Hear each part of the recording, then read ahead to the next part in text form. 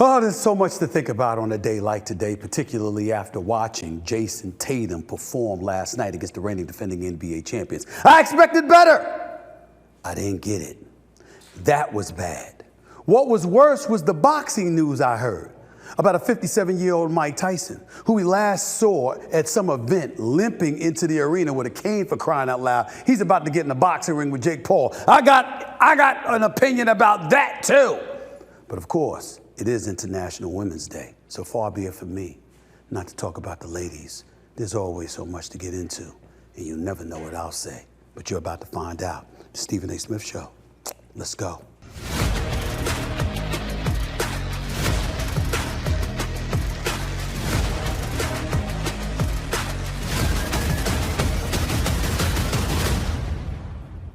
What's up, everybody? Welcome to the latest edition of the Stephen A. Smith Show, coming at you at the very least 3 times a week over the digital airwaves of YouTube. As usual, I want to take a moment to express my love and appreciation for all the support I've been receiving from my followers.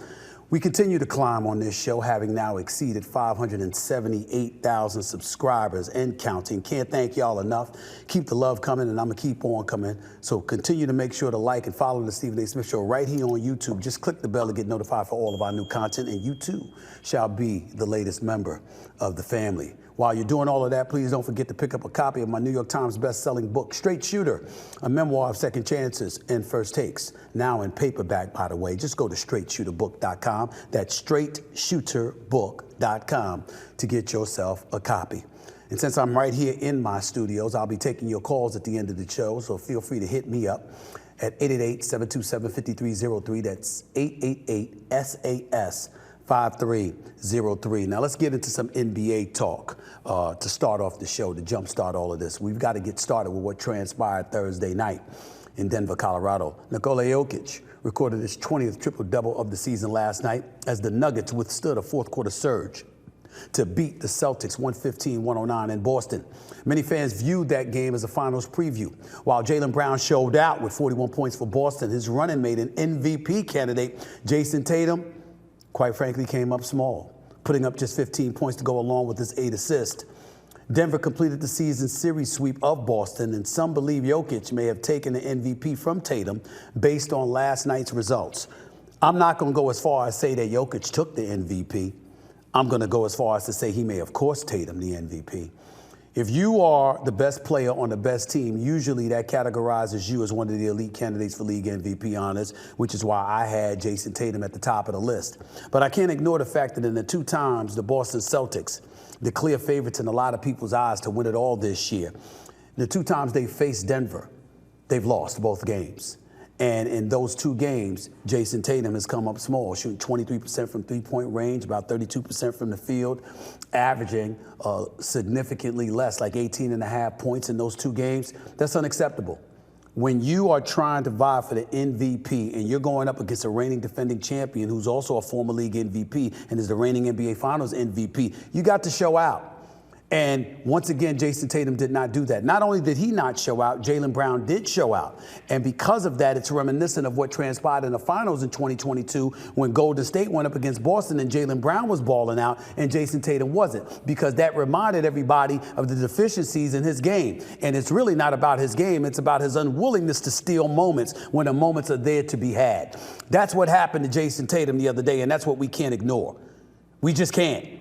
I'm looking at this brother right here, averaging better than 27 points per game, clearly the best player on the best team in the NBA, due for a $300+ million contract, especially since Jaylen Brown got $304 million last summer. You know Jason Tatum, who's available for the Supermax, is going to get that bag himself. He's going to get that offer from the Boston Celtics. There's no way in hell he's going to avoid it or reject it. He's going to take the offer. You've got a situation where Jason Tatum this season was in position to capture league MVP honors, an NBA championship, an NBA Finals MVP, a $300+ million contract, then play for USA and win an Olympic gold medal. These are all the things that are available for him. And now, based on what transpired Thursday night, the MVP has been taken off the list. And why can we say that? Because we've seen Shai Gilgeous-Alexander and what he's been doing in Oklahoma City. In about 60 games, 45 times, he scored at least 30 points. So Shai Gilgeous-Alexander, who's at Oklahoma City as one of the top 3 seeds in the Western Conference. He's an MVP candidate. We saw Karl Anthony Towns go out with a meniscus tear, and he's expected to be out until the playoffs begin. So what does Anthony Edwards do in Indianapolis? What does he do? He goes on the court, he drops 44, and on top of it all, had such a spectacular block to save the victory and preserve victory for the Minnesota Timberwolves. It was a block that even eclipsed LeBron James from years ago blocking Andre Iguodala in the NBA Finals Game 7. The only thing that was better was the moment in which LeBron James did it. But that block from Anthony Edwards to save the game, where he went up and literally hit his head to the rim, that's how high this Skywalker elevated. It's the play of the year. It's the play of the year. And when you look at Anthony Edwards and what he's doing, with Minnesota being 44-19, also one of the top 2 seeds in the Western Conference, what are you going to do? He's got to be in the MVP race. Him and Shai Gilgeous-Alexander, and then with Jokic balling the way that he's balling, now he's got to be top 3. As the reigning defending NBA champions that's been lurking and lurking and lurking all season long, and now moving up the charts, a 3rd seed, just a game or 2 out for the number 1 seed in the Western Conference. Think about this for a second. You're Jason Tatum and you know all of that's going on, and you answer the call with 15 points. You attempt just 13 shots. Jaylen Brown attempts more than twice as many shots as you. How could that happen? How could you let that happen if you're Jason Tatum? It's a missed opportunity. And I think last night, it's not definitive, but I think one could easily say it cost him the league MVP. So now it's about a championship. It's about an NBA Finals MVP. It's about that bag, and it's about an Olympic gold medal. He's got 4 categories that he can confiscate, but he's got to get his mind right in terms of really, really going after these moments and seizing it, because that's what superstars do. They seize moments. Let's move on to the sport of boxing for a second here, because some news came down the other day about the latest exhibition match for Jake Paul. Did you hear about this next fight, y'all? Jake Paul, former YouTube star, has agreed to a match with the one and only Iron Mike Tyson. And now Netflix has decided to throw its hat into the boxing ring, featuring the 27-year-old Jake Paul versus the 57-year-old Mike Tyson. Yes, that is a 30-year difference. Now, Paul has an impressive 9-1 record. Mike Tyson was once known as the baddest man on the planet back in the late 80s and early 90s. Recently, he's been posting videos of his workouts on social media. So here's the question. Are you buying the hype? I wish I could. I hope that I'm convinced to do so.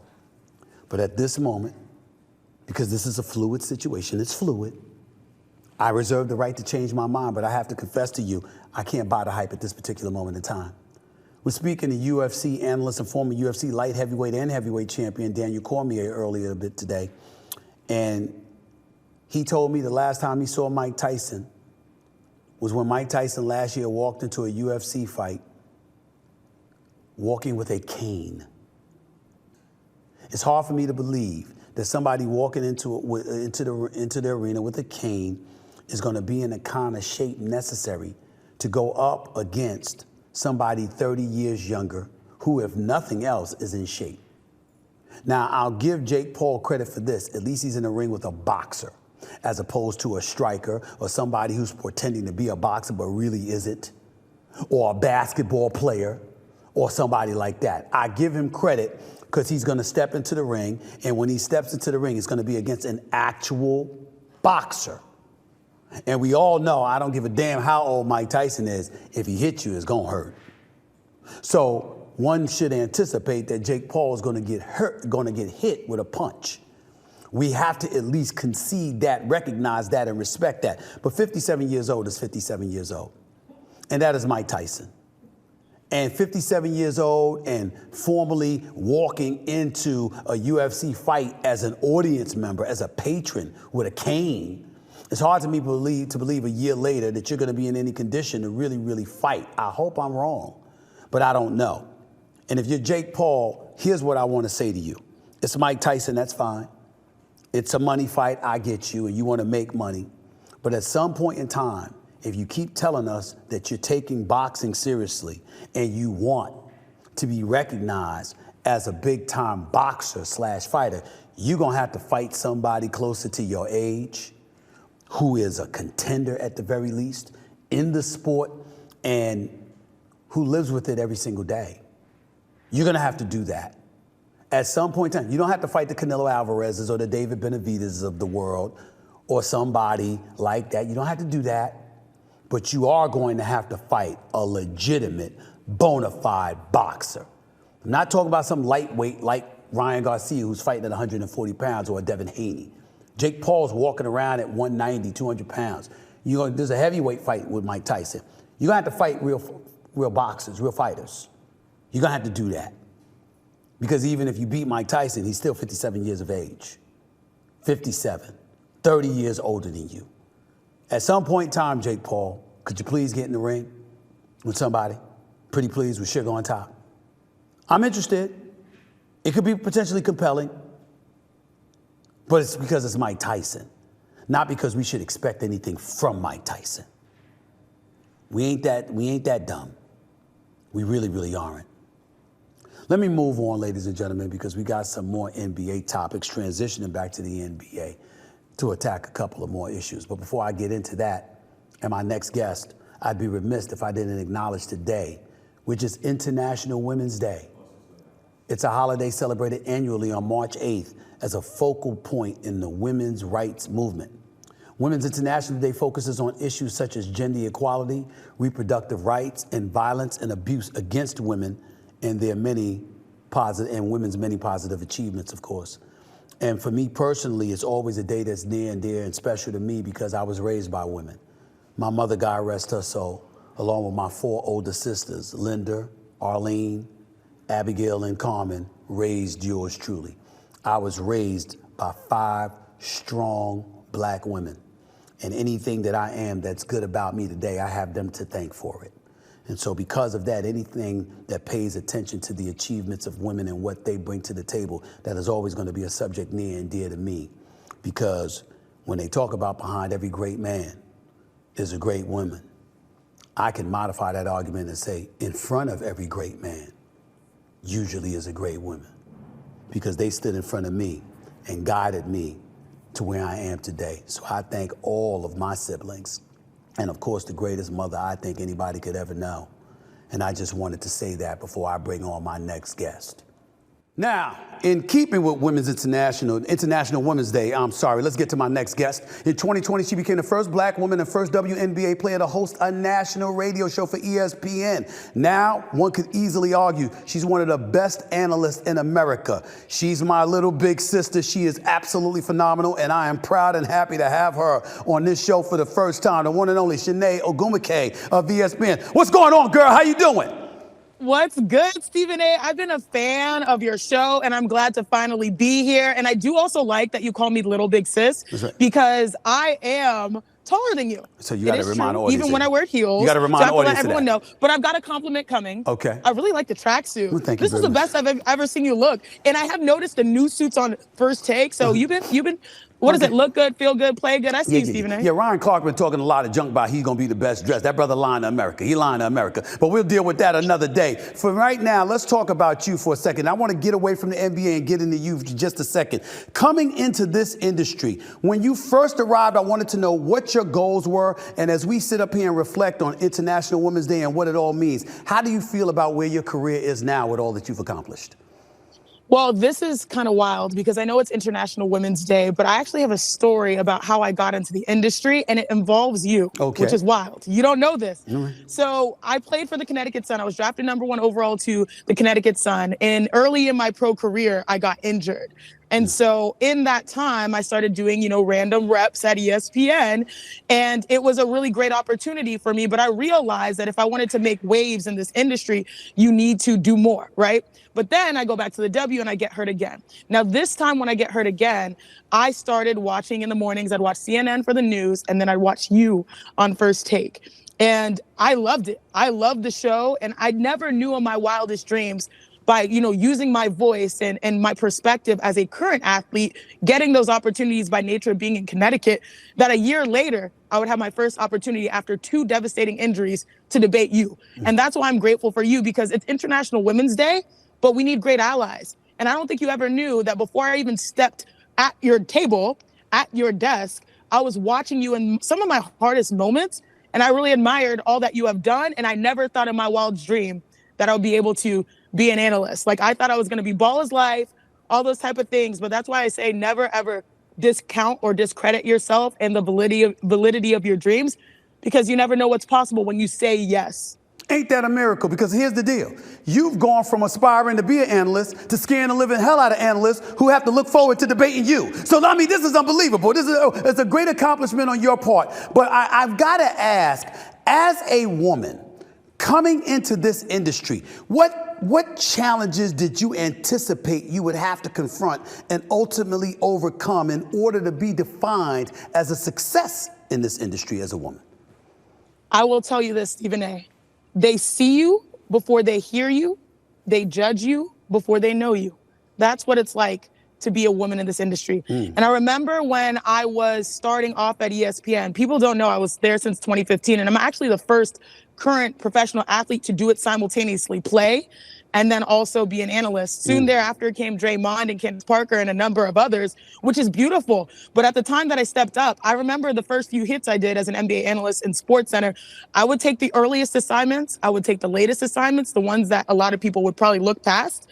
And I would go on there and I gave my opinion, and I also grounded it in facts. And I realized that, you know what, even though I know the game at the highest levels, both the WNBA and then also a student of the NBA, watching it and observing it and seeing all of my contemporaries play, people still questioned. And that's why whenever we debate, Stephen A., I always rely on the numbers. Now, I don't want to completely immerse myself in the numbers and the analytics because I have a perspective as a player. But the truth of the matter is that I learned that when I sat at that desk, no matter what I said, people would be like, just because I'm a woman speaking on a man's game on the NBA.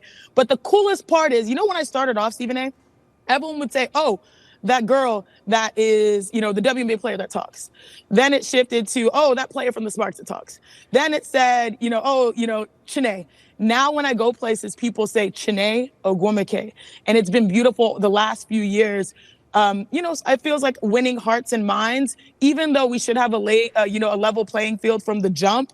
It's been a cool process to see, like, I go places and they're like, Chiney, keep giving Stephen A. hell. Chiney, go tell Kendrick Perkins this. Chiney, go tell Richard Jefferson that. I love being that portable guy. Say like, oh, while those guys are giving your opinions, Chiney, I feel like you're giving us facts. And as a woman, you have to be centered on facts because those are irrefutable, even though our opinions should be too. I'm getting to the point where, damn it, I hate talking about the NBA without you. I really do. I mean, I love you on TV with me all the time now. I'm like, let's go. I mean, they're going to get on me about something. I love it. I absolutely love it. And I'm just wondering, looking at the elevation of women's basketball, not just on a pro level, but on a collegiate level, particularly with a Caitlin Clark and what she's been able to accomplish, Dawn Staley and what she's accomplished at the University of South Carolina, LSU and what they accomplished last year, et cetera, et cetera. I'm kind of wondering, who's more responsible for what? Is it college and the WNBA game responsible to some degree for elevating the Chiney Ogwumikes of the world? Or is it you responsible for assisting in elevating their profile? Which one do you think it is? I think everyone in the WNBA, every women's basketball athlete understands that a rising tide lifts all boats. We don't have the luxury to say we just play for the money. Like maybe now, especially with the bags that we're getting, cool. But before, all 27 or 28 prior seasons of the WNBA, we're playing for legacy. We're playing because we know that the standard of excellence is what will bring fans to our game. Now, the difference is that we now have the authentic power to tell our own stories. For so long, I think when people looked at women's basketball, they would put us in a box and say, like, we think that this will market the game. We think that this will take the game to the next level. Well, guess what? It's the actual play of our players. It's the play of the Asia Wilsons. It's the play of the Sabrina Ionescu's. It's the play of the, you know how to throw my sister in there, the Nneka Ogwumikes, right? That's right? It's the play of the Caitlin Clarks, the Angel Reeses, the Juju Watkins that people relate to the most. Not the packaging, it's the play. And so I'd say every person that picks up a ball that happens to be a woman that contributes to our game is moving the tide forward. Now, we do have the ability to watch in real time a transcendent talent in Caitlin Clark, but I will tell you this. A lot of people are saying, is she the most important person in college hoops or in hoops overall? I understand the arguments based off of what she has done for the game as it is currently, but I will say this. there are a lot of women like A'ja Wilson. Like, we can say she's the future face, but right now, A'ja Wilson is the current face. 2-time MVP, 2-time champ. And, like, it's just interesting when you hear people say, like, other people get shoes before her. Like, there's still a lot of work that we have to do to make sure that what we're amplifying is the truth as it is authentically on the court. But Caitlin, when she enters, and if she's able to continue upon this hype and deliver it through her play, she will have a lot to say about the professional ranks in the state of women's basketball overall. I will not give one person the crown, or should I say the tiara on the women's side. Yeah, right. But I do think that there's so many women that are doing great work. I always say what's hidden in the dark will come to light. People will see soon all of the, like, through Caitlin Clark, we got to talk about Lynette Woodard, Pearl Moore, Cheryl Miller, and so many others. That's the beauty of our game. It's not just one person. It's being able to make sure we shine a light on the true stories. You nailed it. A lot of people think it's just Iowa and the field. That's not true. South Carolina, undefeated, only team, men's or women's, to go undefeated this year. You've got so many teams. The Pac-12 is super, deep. You've got LSU knocking on the door. So there's so many great stories in the women's game. And I think because Caitlin has achieved so much, you feel like that's the only thing. Ooh, if that's the case, then you have to take those, filters off of your timeline and see the truth. How concerned were you about the sport itself and about women overall, again, today's International Women's Day, when the noise about Caitlin Clark coming out of college, entering the WNBA, what she was going to do, with Cheryl Swoops and others questioning how great or how effective she would ultimately be? I'm not talking about those comments. I'm talking about how it was received by certain portions of the populace. I was wondering whether or not you all were concerned as to whether or not that would hurt the game and how it was evolving and elevating in the mind's eyes of folks, just because people were talking about that story instead of really appreciating the fact that some more additional attention was going to be brought to the women's game. What were your concerns, if any at all, over that particular incident? You know what's crazy, Stephen A? A lot of people see me put together, but I got some hot takes. I got some crazy thoughts. And I actually thought that situation between Cheryl Swoops and Caitlin Clark was good for the game, because it had an opportunity for me to say, why can't we normalize our legends having opinions? When we talk about the NBA, a lot of the legends say this or that about X, Y, or Z players. And that is one of the best things about the NBA. There's so many different entry points of conversation. Now, Cheryl Swoops, of course, was wrong to some degree. Caitlin Clark is a 4-year player, and she only shoots the ball 20 points per game, 20 times a game, right? That's the truth. But overall, I like that we have platforms where we can have, our legends interacting. I'm very close to Lisa Leslie. She is a mentor. She's like a big sis to me. And she's done a lot of great broadcasting work, I think, on CBS with We Need to Talk. And she has opinions. I'm just glad for those opinions to be amplified, but we need those opinions to be right. Mm-hmm. And so I think that's why she went and reached out to Caitlin and Angel to have, some kind of reconciliation on her own time. But I think overall it's good for the game for our legends to have an opinion. Now, what she was alluding to that people don't really want to talk about is we have seen in the WNBA that posts tend to have an easier time. And I wouldn't say easy because it's a hard job to be one of the 144. Posts tend to translate quicker. Look at how Aaliyah Boston was super successful in her rookie year. I mean, not to throw anything on me, but I won Rookie of the Year as a post player. Post players can go out there and get you some buckets quite easily, but guards have to adjust a little bit more when it comes to the professional level. You can ask Sabrina Ionescu, you can ask Skylar Diggins what that transition is like. And I think that's what she was speaking to, but it was just done through some misinformation along the way. But overall, I love us being more interactive and having our legends having a voice, because that's the way the game should be. I think in a crazy kind of way, the men are in trouble in this regard. The NBA will always be the NBA, and it will always have its audience as well as it should, because these male athletes are absolutely phenomenal in their own right. But there's a difference between being phenomenal and marketable because of your on-court performance, but then being able to extend off the court and be that role model that is deemed reliable. The LeBron James and Steph Currys of the world have been models of consistency, not just with their play on the court, but their character. Others have left room for doubt from time to time. You don't find that to be the case with the females. And I think when you look at the females, they're going to be increasingly more marketable. And that is what I'm noticing about WNBA players, these college players coming out. analysts like yourself and others, because I personally think that, as a female, you're one of the best in the business. You will always have my support. I'm looking at stuff like that, and I'm wondering, how do you feel about the marketability of the female athlete, even compared to the males, as we move forward? I think there are two things that have really helped women's basketball marketability maybe in the last decade.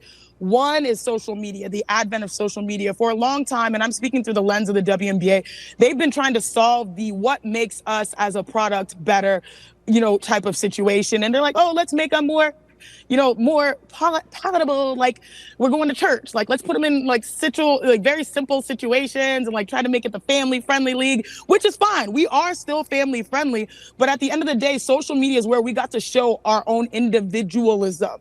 And so we realize people want to see us drop another player. People want to see us hit a tough shot. They don't want to see us packaged to be what people deem in society as the most attractive thing for consumers to buy in on, to buy tickets. No, the biggest entry point for us in the game is literally our game. And so when we started taking control of that really on social media, now you're starting to see what we've seen in the NBA. A lot of players are outpacing their teams in branding. You can look on social media with the followership. Now, secondly, I think NIL, and I'm learning this, the last 2 years, I think NIL has truly helped the women's game in the sense that not only before it was just through our play, sensational March Madness that helped us get our marketability up. But now you have alliances with brands where brands now have a vested interest in helping you, move forward. No better example of this than probably Caitlin Clark and State Farm. Her having a relationship with State Farm where she's on commercials, they have a vested interest to get Jake from State Farm at her game. Now, mind you, Travis Scott should have dapped up. I don't know if you saw that. Travis Scott should have dapped up Maya Moore first, because that is the legend. And that is one person that I think is the hardest person I've ever had to guard in women's basketball, other than my sister for the mental game. Right. But my point is just that you have brands that are now invested in uplifting the game too, on top of the players doing the work.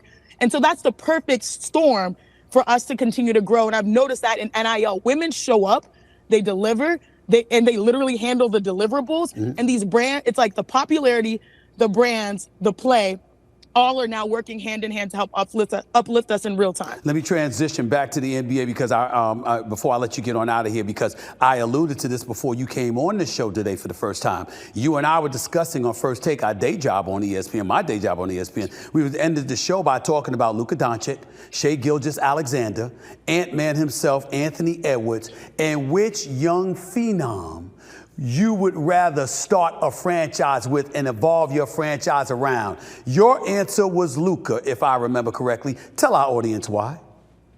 So this is no knock on those other guys, because I am a real believer in the trajectory that Anthony Edwards is on. And SGA, my goodness, what he's done so far this season. So many 30-point games. Almost every game is a 30-point game. He's making history there as a member of the OKC Thunder particularly. But I've got Luka, because if you look at those two guys, SGA and Ant, they have teams that uplift them. They have teams that are constructed to help them win. I'm looking at Luka, who just came off of a 35-point triple-double for the 4th straight game. He is currently leading the NBA in points per game. Now, there are issues with his game, defense, a little bit. Right. But if you look at the surrounding cast, that's been the biggest issue for the Mavs. How are you going to create a championship caliber team to maximize on a guy who's giving you MVP numbers every season? Those other two guys have that. And we know when it comes to postseason, Luka, if you give him the chance, he can take you there. It just feels like the Mavs haven't really had that. But it's hard for me to go against Ant, especially as prisoner of the moment. I got you. This is my thing. And by the way, Michael Wilbon's going to get you because he don't want to hear anything about Luka because Luka don't play defense. So he don't want to hear it. So Michael Wilbon, the Godfather, he's going to get at you, Sinead. He's going to get at you. Here's my answer to that question. If you're talking purely basketball, I'm looking at SGA because this brother is absolutely sensational and he's a model of consistency. We can't ignore that. His 30-point games, night in, night out, he's absolutely phenomenal. There's no question about that. But then I'm also thinking box office appeal. And even though Luka is, a European player, so you got that audience, in the end, I'm looking at Anthony Edwards, the skywalker that he is, the athleticism, the box office appeal. You saw him in the movie Hustle, really, really doing his acting and all of that stuff. That appeal is what I'm paying attention to. And I'm saying if you want purely basketball, it's Shai Gilgeous Gilgeous-Alexander. If you want box office appeal, it's going to be Anthony Edwards. The reason why I would put Luka third on that list, Shanae, third on that list, is because I'm of the mindset of this. Luka is spectacular, but people turn, they spectate around him. He doesn't necessarily make everybody better. Shai Gilgeous makes others better. And others feed and galvanize off of Anthony Edwards because he does it on the defensive end. Luka doesn't. So you turn around and watch and marvel at him, but he doesn't necessarily make everybody better. My last question to you is, what do you make of that argument? I can't argue against that. Maybe for me, I just see the killer in Luka, and I feel like we're sooner to see him get an MVP versus the other two guys. Okay. Like, I see Luka getting it first. Those other two guys probably will get championships first based off of how they get constructed. But it's International Women's Day, so I'm not here to argue or sweat against you, Stephen A. I'm here to have a good time, okay? Right. Okay, well, since you're here to have a good time, I'll end. My very last question to you is that, somebody just said, they said, if you like it, put a ring on it, and the hubby, you got a boxer as the hubby, he put a ring on it, tied that knot, and all this.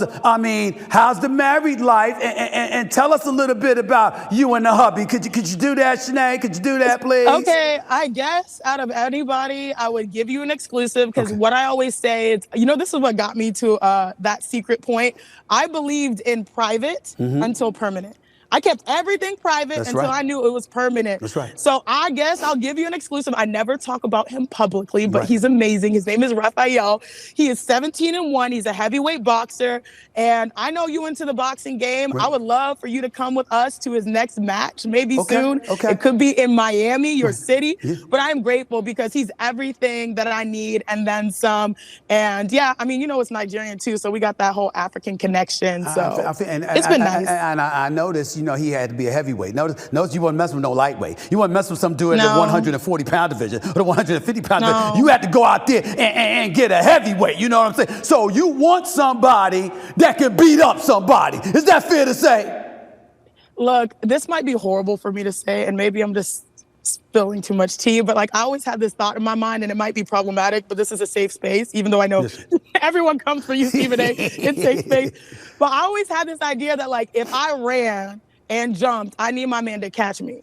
Right. So that's basically, that was my standard outside of being smart, a man of God, someone culturally palatable. But I always had this thing in my head, so that doesn't mean he had to be taller than me, but he got to be athletic enough to catch me. Right. And let me tell you, he can catch me, throw me, turn me, twist me. Okay, this is too much. Okay. Notice somebody let's just say Stephen A. never had a chance. Y'all see that? Stephen A. never had a chance. Somebody run a catch. It wouldn't have been me. All right, Shanae, thank you so much for being on the show. Love you, girl. Happy for you. Wait, Proud Stephen of you. A. Go ahead. Maybe Stephen A. before 2024 didn't have a chance, but you looking good, bro. But too late.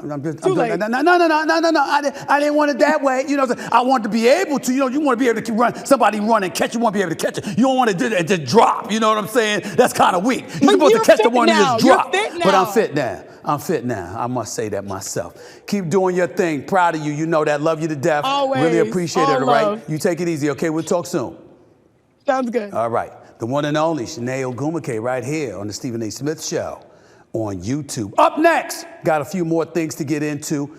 NFL action, Russell Wilson, Justin Fields, the list goes on and on and on. Who better to talk to than the one and only Chris Long himself? And of course, I'm going to get into the State of the Union that you saw last night. So stick around, don't touch that dial. It's the Stephen A. Smith Show. Back with more in a minute. You need to know I live and breathe sports, and I have to be in the middle of all the action. So how do I do that? I use PrizePicks. That's how. The largest fantasy sports platform in all of the land with more than 3 million members. It's not only incredibly exciting, but also big time easy to play and takes you just 60 seconds to make your picks. All you do is select 2 or more players from the NBA, WNBA, or the MLB. Or better yet, a player from all 3, and then pick more or less on their in-game stats. So, if you know everything about all the players like I do, and then pick correctly, you'll have a chance to win some big time money. And get this, PrizePicks will match your first deposit of up to $100. That's right, go to PrizePicks.com and use code SAS, my initials, for a first deposit match of up to $100. That's code SAS when you go to PrizePicks.com. Pick more, pick less. It's that easy. Welcome back to the Stephen A. Smith Show right here over the digital airwaves of YouTube. Before I get to my next guest, looking forward to getting back into some football talk for just a few minutes. I wanted to address a story that was printed just a couple of days ago in the New York Post where folks were alluding to some dispute that I allegedly had with my colleague at ESPN, Mr. Pat McAfee. It's a few things that are incredibly important to say. Number one, there is no dispute whatsoever. Pat McAfee is my teammate. Pat McAfee and I work together at ESPN. There is no banishment from First Take or any other show. He is more than welcome to come on First Take in the future, and I'm going to be more than welcome to come on his show. I don't know how many times I have to say this, but I'm going to try this one more time, not just relying on a statement or a quote that I issued through ESPN, but I'm going to look into the cameras and say this to you nationally and globally. I root for my teammates. I root for my colleagues. I don't root against anybody. The people out there who do that are idiots. A rising tide raises all boats. If you succeed, I succeed. I cannot tell you how thankful and grateful I am to Pat McAfee, to Shannon Sharpe, to Ryan Clark. The list goes on and on. Individuals who had the courage to go out there on their own and create a platform, which ultimately evolved into a business that they could then monetize because you have linear networks and others willing to come on board and pay them for their content, thereby enabling them to get paid while being independent contractors and business owners without necessarily being employees. That is not something to hate on. That is something to show gratitude for. That's why I'm thankful to the Pat McAfees of the world. That's why I'm thankful and happy when I see the ratings or the numbers for Club Shay Shay or the Nightcap or Joe Rogan getting a $250 million deal or Bill Simmons before him on Spotify or Dan Le Batard with Meadowlark Media or All the Smoke with Matt Barnes and Steven Jackson signing on with Dan Le Batard and John Skipper and their team. The list goes on and on and on. Pay attention, ladies and gentlemen. The business is evolving. And individuals who were employees, who had nothing to rely upon other than their on-air talent, have transformed and transitioned into being actual businessmen.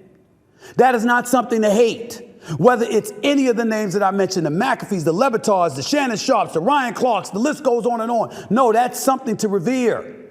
Joe Rogan is somebody I admire. Bill Simmons is somebody I admire. Pat McAfee and Shannon Sharp and Ryan Clark. You know what courage it takes for them to go out on their own and to create platforms? You know what courage it takes for a Brandon Marshall with I Am Athlete to strive to create his own brand and to establish his own entity? You have any idea what level of gravitas that takes, the risk that comes with it, the willingness to bet on yourself? Ladies and gentlemen, I didn't have that courage. I was a straight up punk. God bless my mother's wonderful soul. She was somebody that put her head down and punched that clock as a registered nurse and was about the business of going to work every day, doing your job, punching that clock, going home, getting your rest, and coming back the next day to do it and looking forward to her pension in retirement. The new generation thinks differently. We ain't trying to depend on the pension.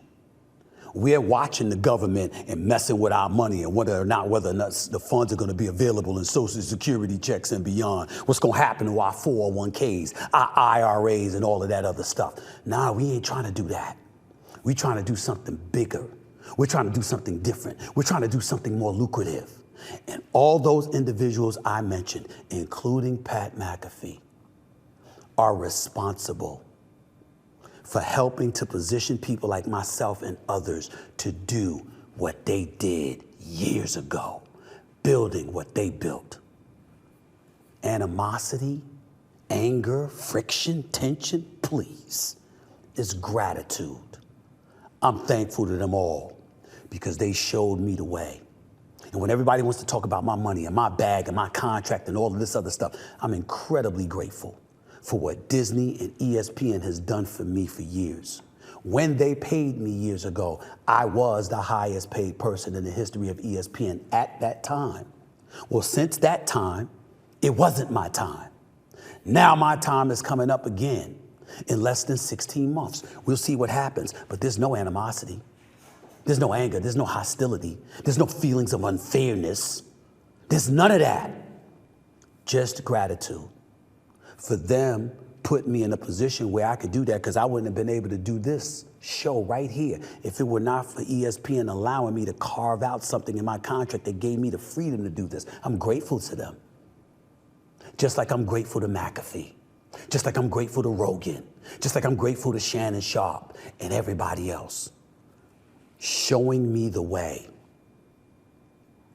Wherever I go, wherever I end up, whatever I do, I have all of them to thank. My employers and my contemporaries. There's no gratitude. There's no animosity here, y'all. It's nothing but gratitude. Do you not see the smile on my face? Do you not see this beautiful studio I was able to build? Do you not see what's happening in my life? God has blessed me. All of these reports and people talking their nonsense, keep on talking. It don't mean a damn thing. You don't know what the hell you're talking about. I'm a team player. We win where I go. You know why? Because I don't win alone. I win because of all of those people that I mentioned and the help they've provided me and will continue to provide me. And I will reciprocate in kind, because that's what teammates do. Believe all that chirping all you want to. That's that divide and conquer stuff going on. It ain't gonna work this way. It never will. Remember I said that. Now it's time to move on, because it's time to talk to somebody that I've been looking to talk to for a while. My guest is a former defensive end and two-time Super Bowl champion who played 11 seasons in the National Football League. He now hosts his own podcast, Green Light with Chris Long. Please welcome to the Stephen A. Smith Show, Chris Long. What's going on, big time? How are you, buddy? How's everything? Oh, this is great. I've always wanted to be on this show. Ever since you started it, I was like, this is the best thing going, so I'm happy to be here. Well, first of all, usually during my interviews, man, I mean, it's me. It's supposed to be a hot seat and all of this other stuff, and I have a good time with it. Don't get me wrong. But I got a soft spot for the Longs because I love Howie. I love Daddy. You understand what I'm saying? He and I go back a long way. So Before I start off any interview with you, how's Pops? How is Pops doing? You know that's my man. I love him to death. How's he doing? He loves you. He loves watching you on TV. He's doing good, man. The off season is such a nice reset for him and those guys. They've been on that treadmill now for almost 30 years doing that show. And you know how that goes. I mean, I think it's a testament to not only my dad, but the whole group, that they've been able to keep it together with different guys, Ronnie Lott, James Brown. They've had a number of guys come through there who have all done a great job, but the nucleus with Terry and Jimmy and my dad, and I think Kurt does a great job. Strahan's one of his good buddies. So I think what's really cool about those guys is they are who they are on air. And then when the off season starts, they get to go their separate ways and have some free time. So Dad's enjoying the free time. I got to tell you, man, your father and I used to work at Fox together, and, he's just one of the great, great guys. And to me, just a model of consistency. Not just the fact that he doesn't seem to age a day. Let's get that out the way. He looks great, doesn't seem to age. So you got great genes. So evidently, as you get older, you're going to look better and better if your daddy has anything to do with it, because that's him. But this guy, I mean, just a model of consistency. Always been class personified, always been a straight up guy, and always spoke the truth as he saw it. And I just love him to death. He's just one of the most authentic people that I've ever known. How much did he play a role in you deciding to do a podcast? Honestly, he played a big role in it. Now, not purposely. Okay. I mean, he steered me away from TV. Now, what you guys do is like walking out on that tightrope every day, and all these producers in your ears, and all these topics that people want you to cover and that sort of thing, and the travel. I grew up with my dad going to the West Coast every Sunday for the better part of, my entire football career. And like, he didn't get to come to games like that unless we played on like a Monday or Thursday. My mom would take the red eye from Oregon to watch my brother Kyle to the Edward Jones Dome, which is not a great place to watch a game necessarily. Okay. But she was on the red eye every week, and my dad, whenever he could, would make games. So I think just going through that gave me an impression that, like, hey, if you want to work in TV, you give up some of your autonomy from a lifestyle standpoint. And I really just like the idea of podcasting because I am a homebody. I like being my own boss. I'll admit that. You get screamed at for 11, 15 years playing college and pro football. You want to be your own boss. Yep. And, I've had to do it my way over the last 4 or 5 years and learn how to run a business. I think football leadership is way different than business leadership. How so? How so, Chris? Well, Stephen A., can you cuss on this show? So yes, you can. Yes, you can. Okay. Feel free. I'll give you an anecdote. I had all my producers in there year 2, and we were having like a come to Jesus talk. I'm sure you've had those before, Yes. where you're like, guys, things are good, but we just need to tighten it up a little bit. Yes. And I framed it in a way that one of my lead producers a week later was like, hey, I've been meaning to talk to you about the way you addressed us last week. And I said, what do you mean? And he says, well, you called us motherfuckers. Yeah. And I said, I don't remember calling you a motherfucker. I don't remember the context of me calling you a motherfucker. And he said, you called us some hard-working motherfuckers. And I said, what is the problem? Evidently, profanity is not a part of his life. Is that what it was? Yeah, I think they weren't as well-versed in the many wonderful ways that you can use the word motherfucker. It can be an endearing term in my old line of work. So they never saw Bernie Mac. They never saw Bernie Mac with the Kings of Canada. The word motherfucker. These are not guys who are up on their Bernie Mac. So they never saw it. But that's what it is. It's like you have to adjust. When I played, it was like go, go, go. It was like everything's a competition. You have to rewire your brain, the way you communicate. How you communicate with different people, the way you work. More is not always more. And I think that was the biggest adjustment to me in making this jump. But my dad has helped me a great deal. And he also helped me without even knowing it, just keeping me out of the studio. Like, I like doing Inside the NFL with Ryan Clark and those guys. But it's in Philly. It's a one-day trip for me. I don't give up my weekends. So I don't know how you guys do it. The commitment it takes to do TV, podcasting is an easy way. Well, I tell you, for me personally, just to answer your question directly, and by the way, we could talk about this when I come on your show next week, because when I'm down there down in Texas by South by Southwest, I'm definitely paying a visit to your show. I'm looking forward to that, by the way. So am I. Yeah. But the way I can give you the easy answer for me, I was a scrub. I couldn't play on your level. You understand what I'm saying? So therefore, I better know how to do something. I better know how to put in a job and work 5 days a week, 7 days a week if I have to do what I got to do to make myself relevant, because I ain't had that kind of skill level that obviously you and your brother Kyle and obviously your daddy Howie all had, and props to you. Now, how do you pronounce your production company, your sports podcast production company? Is it Yote or Yote Media? It's Yote Media. Okay. Now it's like coyotes. Okay. It's just an unruly group of guys. It's kind of like an outhouse. It's kind of like a group of guys that just listen. Like, I think sports is supposed to be fun, and I think you do a great job of this. You obviously have to have serious, engaging conversations, but when we were doing 5 podcasts a week during the pandemic, you think all of it was serious? Of course not. We like to have fun, and I think people love to get a mixture of the hard-hitting stuff, and they like to see former players just acting like guys. I think that's the appeal of a lot of the athlete-led stuff now, is you're getting to see guys from a different vantage point. And it's endearing. It's something that fans can empathize with. These guys watch the game the same way we do. They sweat their bad bets. They have bad takes occasionally.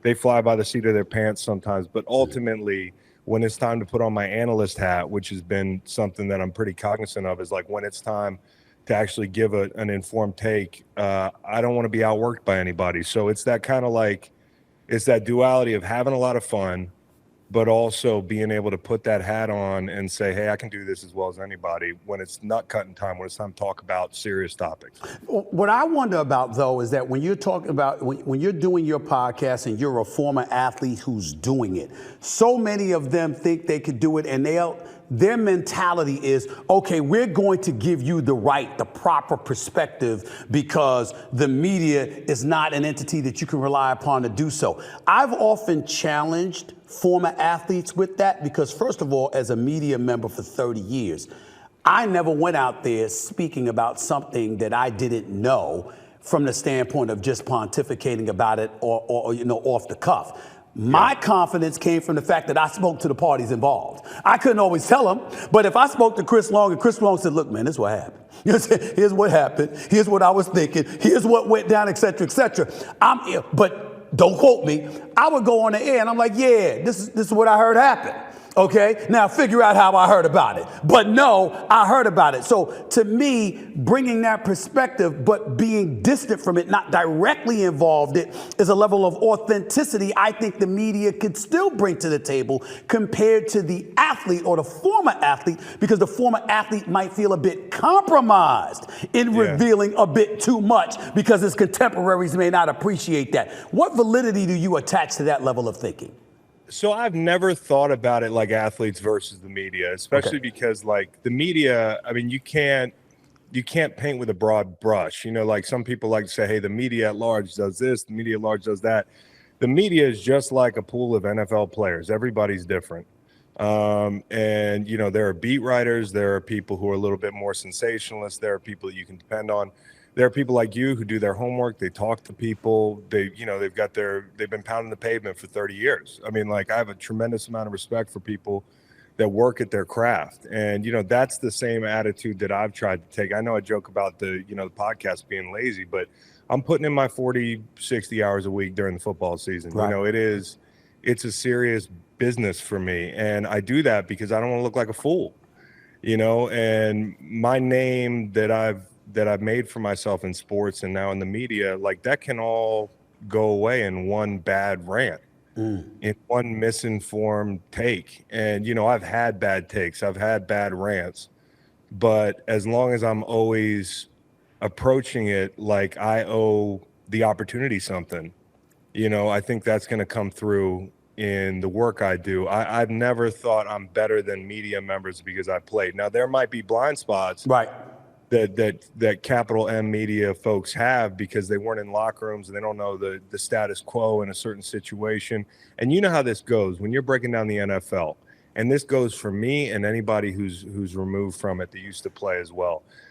With every year that passed, I know less and less guys. You know, for 3-4 years, I was hitting up my buddies. Well, what happens when you know they all retire? Jason Kelsey's retiring now. That's one less guy I can text to ask him what the hell's going on. That's right. And you know, like I think that's the importance of networking with younger guys and trying to do that in a way that doesn't seem predatory. You know, like I go through this whole thing where, you know, I want to stay in touch with the guys who are playing and on the field, but I never want to seem like when I hit them up out of the blue, I'm mining for information. Gotcha. You know, I want to understand so I can do my job better. That's the way I look at it. I don't want to be first. I want to understand what I'm talking about. And I think that comes with a lot of hard work, and it also comes with an attitude where you don't think you're better than everybody because you played. You know, there's some things I'm going to know that you're not going to, but there's a lot that you're going to know that I don't know because you've been doing it for 30 years. And so I think it's that level of mutual respect. And putting in the work because I think people recognize that. Yeah, former two-time Super Bowl champion Chris Long right here with yours truly, Stephen A. Smith. By the way, 2017, you stated you would give your entire salary to charity, donating weekly game checks to educational initiatives and scholarships in Boston, in Philadelphia, in St. Louis. You were named the 2018 Walter Payton Man of the Year. Let's make sure we remind our audience of who the hell I'm talking to, not just a champion as a football player, but a champion as a person. Let's get to some football news before I let you get on out of here, because you played in Chicago, if I remember correctly. I mean, you hear the news about them doing having the number one overall pick, Caleb Williams or Jaden Daniels, or keeping Justin Fields. What direction do you think they should go in? So you didn't play in Chicago. I'm sorry. I apologize. I know you didn't play in Chicago. No, you're good. You're good. My brother played there. I played against them a number of times. And the way I look at Chicago is I feel sorry for him. Ian Yates Cunningham is one of my good friends. I played college ball with him. Pole's doing a great job. I think Eberflus, with the way that defense played, and now with Jalen Johnson signed to a long-term deal, They've got backers they've invested in. They have an edge, a stud that they've invested in Montez Sweat. They're set up on that side of the ball. And I think Eberflus really saved his job down the stretch last year. I agree with that. So I'll say this, though, Stephen A., and you've been studying this thing for a long time, so you might have an opinion on this, but I think selecting a quarterback in the top 5 out of necessity is like a game of Russian roulette that's usually left to the teams that absolutely have to play it. And, if you look statistically at who's panned out, it is really hard to determine, hey, if I'm looking for the next Patrick Mahomes, well, where the hell is he going to be anyways? They've only made one of those guys so far. And 2, where is that guy going to be found? Because when you talk about some of the greatest players that ever played, not only were they not top 5, top 10 picks, Tom Brady was deeper in the draft. Now, if anybody knew that beforehand, everybody would have rushed to take him. I don't even give New England a lot of credit for making that move. Aaron Rodgers, you found him, at the end of that first round. There was the famous shots of him sitting for a very long time, Patrick Mahomes at 12 or whatever it was, or 10. And they were the only people that had the gumption to trade up and get him. So I think it's easy to say, hey, the solution is clear. We need to trade the pick and go get a Patrick Mahomes. But to that, I would say good luck and enjoy playing the lotto because that's what it amounts to. Now, Justin Fields, I think, can be a really quality pro quarterback. And I think he already was on the cusp of being that at Talent of the Year. Right. To them, you just have to compare the haul, and I'll admit it. I'm a play it safe guy. I really am, because I think with that defense – and with another step in the right direction for Justin, the first couple years of his career in Chicago, he's throwing to guys with shadow pictures on the program, dude. And they're not real NFL targets. And just giving him DJ Moore is not enough. And just saying, hey, call it a day. He had DJ Moore. We saw what we needed to see. So I want to see him develop, and he's going to have an opportunity whether it's in Chicago or somewhere. I don't think it's going to be in Chicago, and one of the reasons I don't believe it should be in Chicago is because Chicago has the #1 overall pick, and because of how questionable, at the very least, things have been over the last few years with him as the quarterback. The greatest quarterback in the Bears franchise history was Jim McMahon, who was no Hall of Fame, and we all know this. And so for me, if you've got the #1 overall pick and there's a stud or two at that position, you got to roll the dice, take your chances, and go in that direction, as opposed to asking the city of Chicago to settle on Justin Fields going forward when there are so many question marks, albeit not his fault. Having said all of that, where do you think an ideal landing spot would be for Justin Fields? Atlanta, Pittsburgh? That stands out in everybody else's mind. What about yours? It looks like Atlanta is eyeing up Cousins. Now, if Cousins gets the pick of the litter, and I think he should, over anybody in this quarterback draft class, or this quarterback free agent class, or anybody that's available. So I think if Cousins is the first domino and Atlanta wants him, then that's where you look at Cousins. And I think Raheem Morris did a great job last year in LA. He didn't get enough credit. What he did with that defense was awesome. So I think they're going to be better, and that division's kind of a mushroom cloud. So I think Pittsburgh would be a great landing spot for Justin Fields. I'd love to see Mike Tomlin and that group with Arthur Smith, who loves play action, who can get a lot out of him, turning his back to defense and firing down the seams. Some of the weapons that they have there that I don't think have fully been realized. I think George Pickens can be a Hall of Famer. He's that talented. People laughed at me, and then he went for 200 after everybody got on his shit. Deontay Johnson, if he catches the ball, is tremendous. The two backs, I really like him. So I think Justin Fields in a West Coast offense, that uses play action, that the run game is featured. I think the concepts in Chicago suck last year. So if Arthur Smith can improve, which kind of seems like a misnomer because as a head coach, the passing concepts weren't great. But if he can get back to doing what he was doing in Tennessee, he got a lot out of Ryan Tannehill. And I think Ryan's a really good player. But I think you can get more out of Justin Fields. Last couple of questions before I let you get on out of here. Is Justin Fields a better option for the Pittsburgh Steelers than Russell Wilson, who obviously is free to go anywhere? Yes, I believe so. And this isn't slander because I played for Russell for a long time in my division. He made me a lot of money. Stacking Russell a few times a game. That's right. That's my guy. You've had 70 sacks in your career, by the way. 70 sacks and 15 forced fumbles in your career. I remember that. So, Yeah, I can probably remember all 15 of them, but a few of them were on Russ. And Russ, for me, one of the reasons I'm joking about it, but he likes 6'10" plays.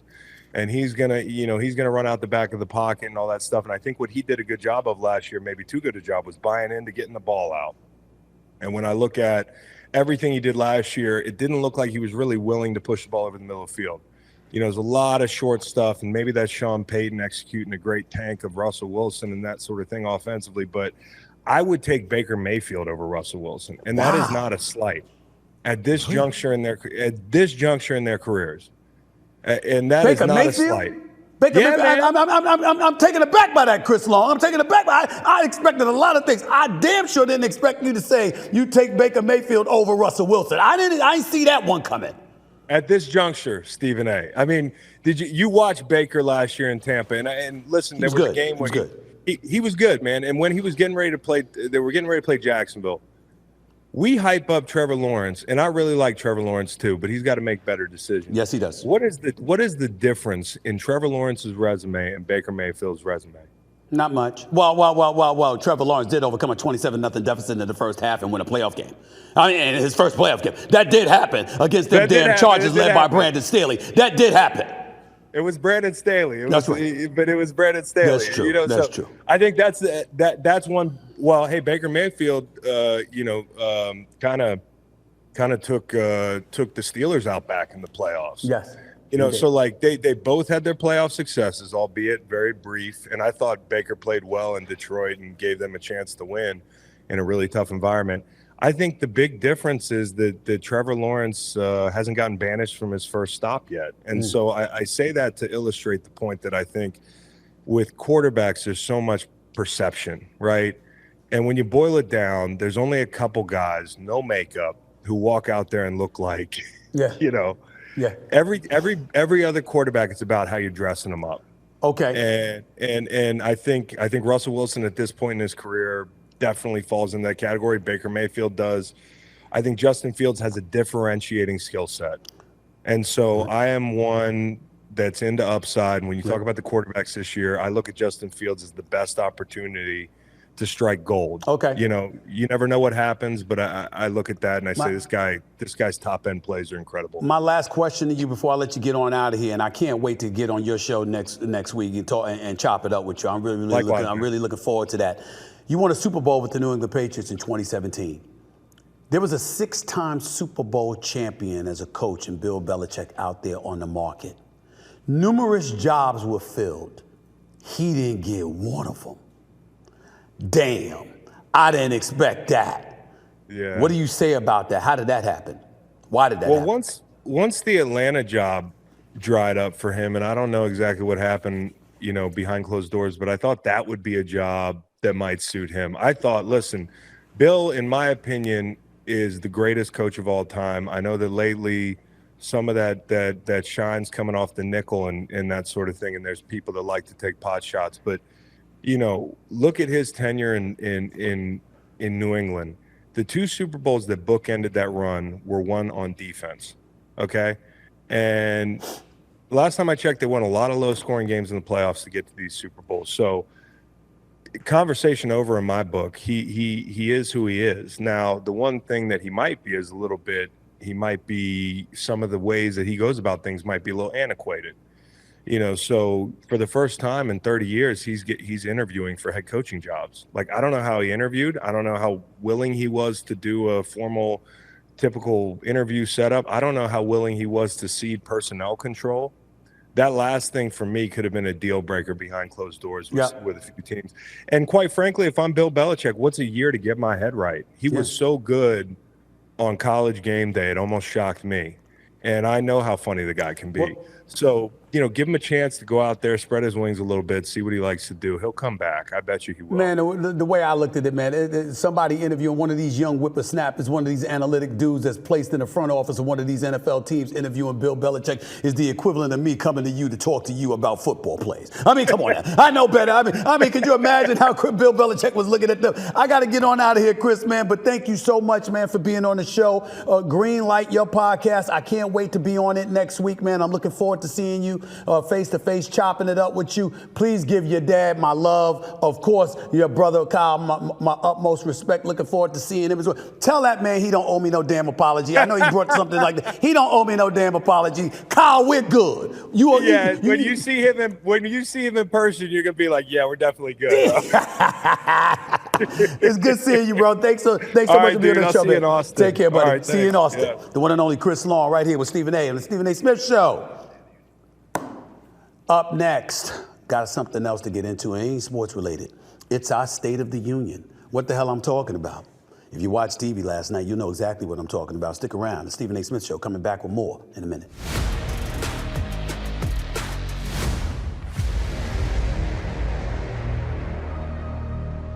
Okay, everybody, you know what time it is. It's time for Stephen A's Weekly Picks. Now, you all know I normally sit courtside, but I still need to be a bigger part of the game. And that's why I have teamed up with PrizePicks to do it. You see, PrizePicks is a skill-based, real money, daily fantasy sports game where you select 2 or more players and predict if they'll have more or less than their stat projections for the game. Not only does it make you feel like you're a part of the action, but it's incredibly easy to play. It takes only, 60 seconds to make your picks, okay? Just choose the stats for Giannis and Dame, Tiger and Rory, or Jake Paul and Sean O'Malley, and then sit back and watch the big money roll in. So go to prizepicks.com and use promo code SAS for a 100% deposit up to $100. You heard me. Go to PrizePicks.com, type in my initials SAS, and get a first-time deposit match up to $100. Pick more, pick less. It's that easy. Now, let's look at today's winning picks, okay? First things first, Tobias Harris, more or less than 30.5 points, rebounds, assists. Against New Orleans, Friday night, that size, that athleticism, I'm going to go with less.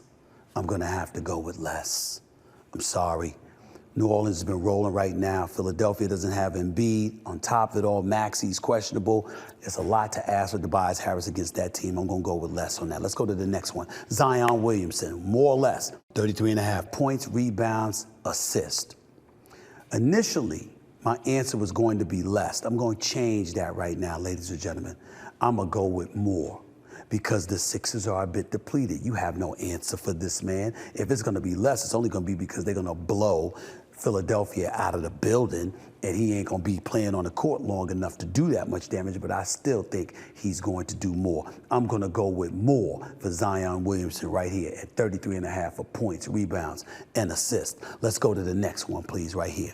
Buddy Hield, more or less than 23.5 points, rebounds, assists. I'm going to go with less. I just don't believe in Philadelphia for this night. I just don't. I'm going to go with less. That's how I feel about it. Last but not least, Brandon Ingram. More or less than 31.5 points, rebounds, assists. Well, if I said more with Williamson, I'm going to say less with Brandon Ingram. I think this is going to be a blowout. I think they're going to be sitting on the bench early. I don't think Philadelphia has the horses to go up against them. I'm going to go with Brandon Ingram with less than 31.5 points, rebounds, and assists in this particular game. I could be wrong, but even when I'm wrong, I'm right. You know why? Because I'm Stephen A., baby. Because I'm Stephen A. PrizePicks in the house. Let's just roll with it. Let's just roll with it. Welcome back to the Stephen A. Smith Show. Last night, President Joe Biden gave his annual State of the Union address. The president highlighted his stances on taxes, foreign policy, and even reproductive rights. He called out Republicans for not supporting a bipartisan border security bill, and he blasted former President Donald Trump, without naming him, of course, for quote unquote bowing down to Russian President Vladimir Putin. There's a couple of opinions, a few actually, that I have on the State of the Union address. First things first, let's talk about President Biden for a second. Because while you had an abundance of people on the left who want to bring up how they saw this man and they said, hey, you know what? He looks fiery, so much fervor, so much energy. And you had the left wanting to make a big deal about that, right? Let me show y'all what that's the equivalent of. Are you watching? Cameramen, stay with me. Stay with me. Are you ready? Are you ready?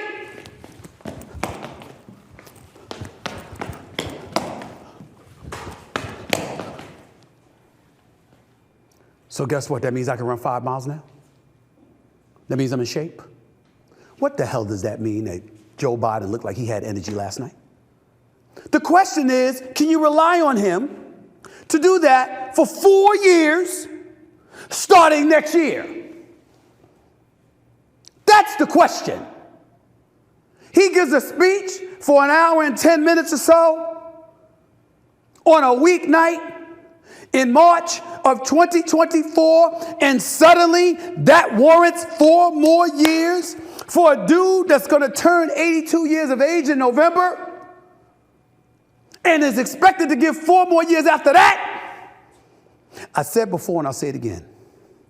It is an utter disgrace that in the year 2024, the Democratic Party, who calls itself progressives, is begging and relying upon an 82-year-old to come save the day for 2025, 2026, 2027, into 2028. And if you think that an hour speech offsets all of that, you smoking crack. I'm worried. Age matters at this point in time with a Joe Biden because we've seen some slippage. He didn't look that way last night. Give him credit for that. But it doesn't amount to a hill of beans in the grand scheme of things when you're talking about 4 more years. That's the only point that I wanted to make about him and how energetic he looked during his speech last night. Now let's get on to another topic because it involves somebody else that, quite frankly, I'm not that fond of. It's Marjorie Taylor Greene, representative who's made a scene at every one of Biden's State of the Union addresses. It continued Thursday night as she showed up in a bright red MAGA outfit. She tried to engage the president as he walked into the House chamber. Greene could be seen telling Biden to, quote, say her name, end quote, an apparent reference to Laken Riley, a 22-year-old nursing student who was allegedly murdered by an undocumented immigrant. The president did not address Greene, not at that moment, but later in the speech, he mentioned Riley and held up a button acknowledging she was killed by, quote, an illegal, a name Democrats usually avoid saying. First things first, I think it's important to recognize that it's kind of heinous to accuse any individual of being responsible for someone's murder. There are an abundance of things that we see taking place on Capitol Hill that we're not happy about. We see politicians on both sides of the aisle seemingly incapable or at the very least unwilling to make things happen, to reach accords that would best benefit our society as a whole. And so if you're looking at it from that generic perspective, I can get how you can talk about laws or lack thereof impeding our ability to govern our society to our liking, and as a result having a negative impact in some way, shape, form, or fashion. But with such ease and such indifference to associate the President of the United States with murder over something like that, I think that's a bit cruel. That's number one. Number two, Marjorie Taylor Greene could come up in whatever outfit she wants to come up with. But it's pretty sad when you see the way some of these politicians act, the latest being her. We've seen politicians in the past, like a former representative screaming, "You lie," at former President Barack Obama when he was giving his State of the Union address. A level of decorum from our politicians would be helpful because when you have something to do with legislating our lives, it would be nice if you conducted yourself with some class and decorum. That way society could use that as an example at which to model itself after, and maybe we too will learn to operate with decorum and class and conduct ourselves appropriately. But when y'all ain't doing it, you're damn sure ain't in no position to tell somebody else they should be doing it. Marjorie Taylor Greene, on far too many occasions, conducts herself as a person who emits very little class, all because she wants to make noise. You can do it in a professional and classy manner and make your point. You don't have to act the way she's acted sometimes. It's part of our problem today. It really, really is. And that's all I'm going to say about that because it's a more important subject to get with. And that is when I'm talking about the official Republican response that was delivered by freshman Alabama Senator Katie Britt last night. Britt sat at her kitchen table and delivered a 17-minute speech that was quite the rebuttal and focused heavily on immigration and the economy. When she got into Biden and some of the things that he was saying about his immigration policies, about the economy, and she was breaking stuff down, It was a very riveting speech. At the very least, we have to say that. 1 minute, she looked like a stay-at-home mom speaking glowingly about family and unity and what have you. The next minute, she's talking about immigration, and she's talking about the violence in the streets of America, and she's talking about a questionable economy, at least in the eyes of the GOP, and she demonstratively, I might add, came across very, very disturbed and alarmed at what she was seeing. To some people, it didn't look too becoming.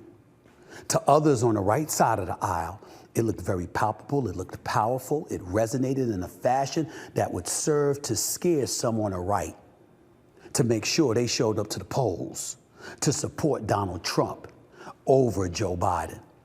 Obviously, as a freshman senator and the first female senator from the state of Alabama, elected into office, that resonates as well. It wasn't more than a mere coincidence that she's half the age of Joe Biden as well. So all of those things come into play. And when he brings up reproductive rights, or she's a woman that's saying, excuse me, what about pro-life? And what a lot of people don't pay attention to, at least as far as I'm concerned, not enough of, is that for every woman out there that's about pro-choice, you have an abundance of women out there who are pro-life. It ain't the men always making these decisions. It's the women behind them saying, do this, do this, do that. Some in Capitol Hill, some in the home.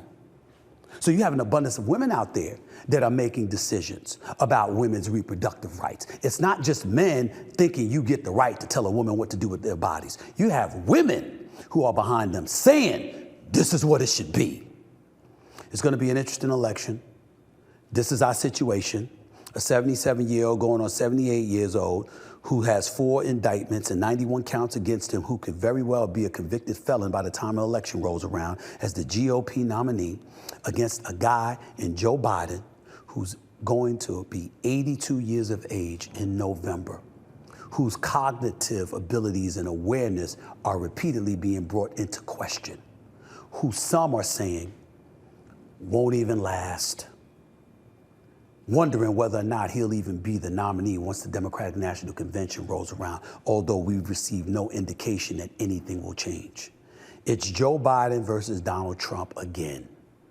Whether we like it or not, we've got to pick a side. You saw what you saw last night. Let's see if that momentum continues going forward before you decide who you're going to pick. But the one thing that needs to be assured is that one way or another, we at least go to the polls and vote. There's no such thing. There's no excuse for sitting on the sidelines and doing absolutely nothing. That's not how change takes place. That's not how things get done. Period.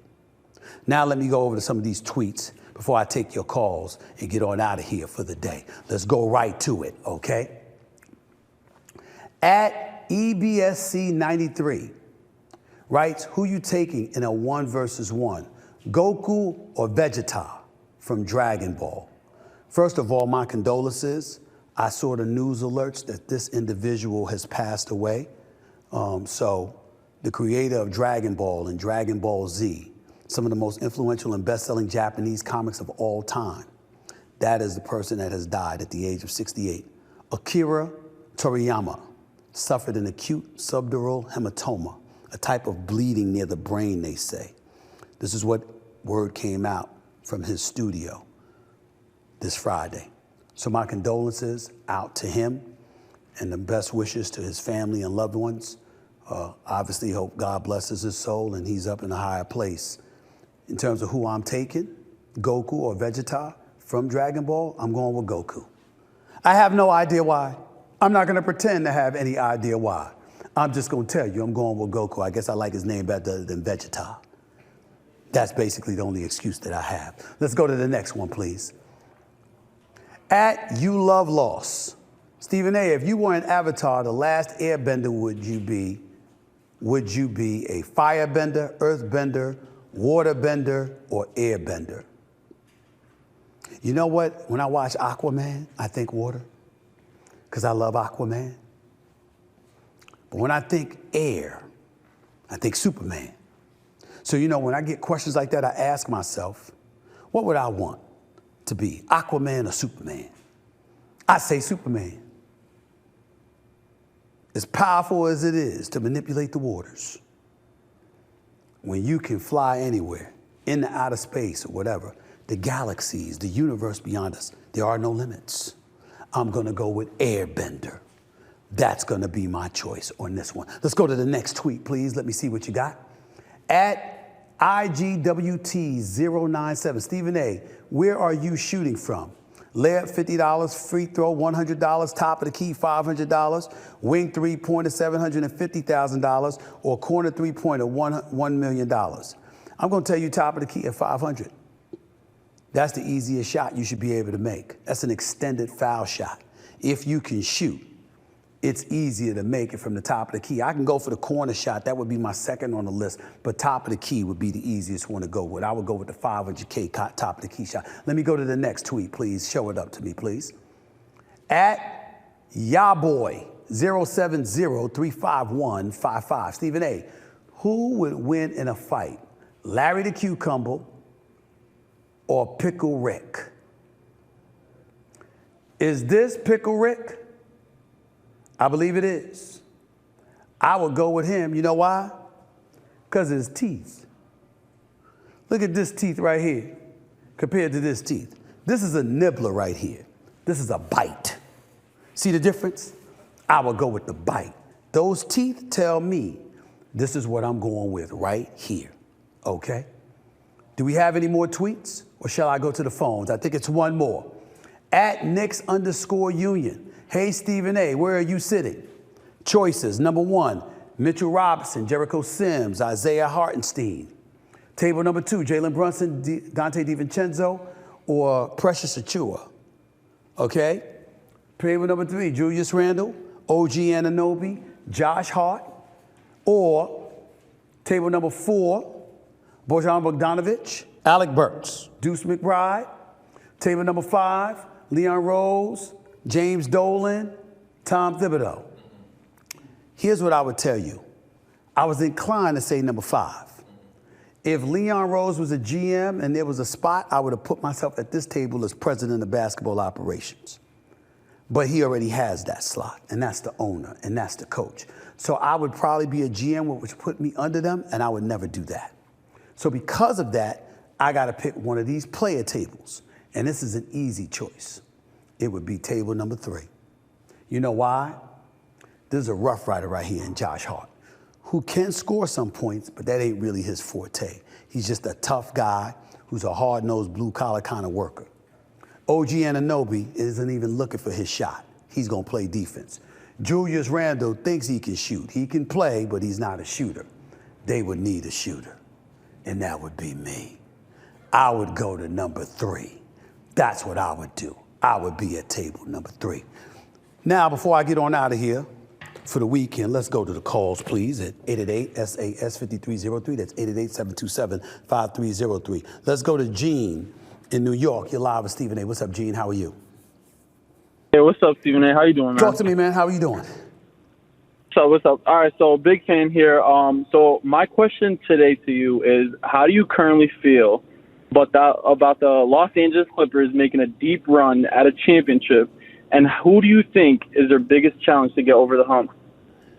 Well, first of all, their biggest challenge is obviously the reigning defending NBA champion, Denver Nuggets. So that second question is easy to answer.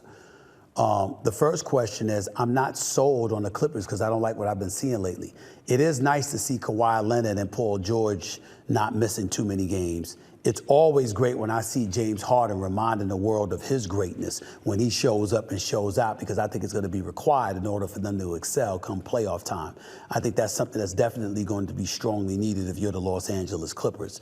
They're a team to be reckoned with. Their experience can't be denied, but I certainly haven't seen enough to give them an edge over the Denver Nuggets. And I think that's their problem. That's the roadblock standing in their way. And Zubac is going to be a key factor in all of this. They've got to have big bodies. When you're talking about Minnesota, when you're talking about Denver, when you talk about the Los Angeles Lakers, you're going to need big bodies. And if you're the Clippers, he's definitely going to be an integral part of their success or lack thereof. So that's how I look at that, all right? Take it easy, man. I appreciate the call. Eddie, you're live with Stephen A. Eddie in San Jose. What's up? Eddie, talk to me. Hello? Yes, you're live on the air. What's going on, man? Stephen A. Hey, man. I'm a big, huge fan of you, brother. You make my mornings every time I see you debate. But I got the question that's going to be the ultimate debate, man. Did Will Chamberlain score 100 points? Tell me right now. What do you mean, did he score 100 points? So, I got some proof, man. Man, hurry up. Hurry up. All right. Okay, all right. They don't have no footage, number one. Number two, you all know that back then in the day, the NBA was not doing good financially, and they needed some views. They needed some, not clicks at the time, but, they needed some more eyes in the game. That is still speculative. That's still speculative. Okay. That's not proof. Why? You said you had proof. Okay. How could you possibly have proof? Okay, I got an article pulled up in 1962. Can I read it? No, hell no, you can't read an article. Get to the point. Yes, I can. Wilt bagged for 101 points NBA record by a quote. It says right here with the amount of points: 136 shots, 28 free throws, 100 points. Correct. Why does it show that? And then all the teams that have no points get added to it. All right, let me ask you a question. How old are you? I'm 25. You're 25 years of age, so that means you were born in 1988 or 1998 or 1999, right? 99. You were born in 1999, right? So you were born 1999, 37 years after this happened, supposedly in 1962. And what you are saying is that your ass wasn't born until 37 years later, but you have proof that this didn't happen. I think it's just bullshit, man. They're just trying to. Time out. You said you think, but you called up here saying you know. You don't know. Sit your ass down. Go home. No. Watch some NBA basketball until next year. I'm not listening to this nonsense. I'm not going to listen to a damn 25-year-old talk to me about something that happened in 1962 and say that it didn't happen. Go left, right? Goodbye. Have a nice life. Goodbye. It's a dumbass call. I mean, a matter of fact, I want that dude. I want his name. I want to know whenever he calls, because the next time he calls up here, if Eddie in San Jose calls back with a dumbass call like that again, I'm going to hang up on his ass real quick, okay? Let's get to the last caller. Ben in New York City. You're live with Stephen A. What's up? Hi, Stephen A. First-time caller, long-time fan. I just got a question for you, something I've been wondering. If you could build a starting five of NBA players, but only the non-all-star role player type guys, who would it be? Non-all-star type players that were they weren't NBA stars, but they were basically role players. That's what you're telling me? I mean, that's a hard question for me to answer on the spot because I've never really thought about it. Like if I said somebody like a Dennis Rodman is a Hall of Famer, so he wouldn't qualify under your category. So I don't know how to answer that question. I can look at the elite and tell you omitting them and bring some second-tier players. Like I could say Scottie Pippen, but obviously he was an all-star and he was a 6-time champion and he's a Hall of Famer. So I couldn't pick him, but he was not Michael Jordan. Okay, what do you want me to bring up? Somebody like John Starks or Charles Oakley or somebody? I really, really don't know how to answer that question. And to be quite honest with you, on a Friday afternoon when I'm getting ready to fly to LA, I'm not about to try. I'm sorry, I'm not doing that. Non-stars, role players. I mean, come on, man. Come on now. What's your five? Derek Fisher. What's your five? All right, so I got Steve Kerr, Derek Fisher, Big Shot Robert Horry. Big Shot Robert. I got John Sally at the big man. Okay. And I think severely underrated. I got my man, New York legend, Bill Bradley. That's a three. Sorry. I messed up the positions a little bit. But I don't even know how you came up with those names. The only name that I would bring up is Robert Horry because he's a 7-time champion. But I hear you loud and clear. And I appreciate the call, man. Thank you so much. Take care of yourself. God bless. All the best to you. Enjoy your weekend. That's it for this edition of the Stephen A. Smith Show. But before I go, I'd like to take a moment to acknowledge some very, very important women in my life, of course. My mother, the late Janet Smith, God rest her soul. My 4 sisters, who I mentioned earlier, the women who work on the Stephen A. Smith Show right here and help keep this train on track. Aaliyah, Arnell, Amanda, Betty, Deborah, Kia, Jen, Sherry, Solange, and of course, my personal executive assistant, the one and only Sumatra herself. My little ladies, my daughters Samantha and Nyla. I mean, Everywhere I go, everything that I do, I'm surrounded by love.